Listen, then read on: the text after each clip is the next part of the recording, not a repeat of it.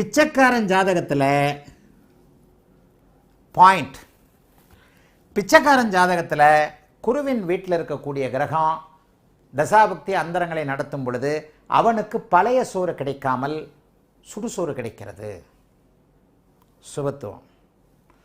பிச்சைக்காரனின் ஜாதகத்தில் தனுசு வீட்டில் இருக்கக்கூடிய கிரகம் அவனுக்கு அந்த கிரகத்தின் தசை புக்தி ஆளுமை அந்தர சூட்சும அமைப்புகள் வரும் பொழுது பழைய சோறு கிடைக்காமல் பிச்சையே கிடைக்காமல் இருப்பவனுக்கு ஓரளவிற்கு விருப்பமான சுடுசோறு கிடைக்கிறது.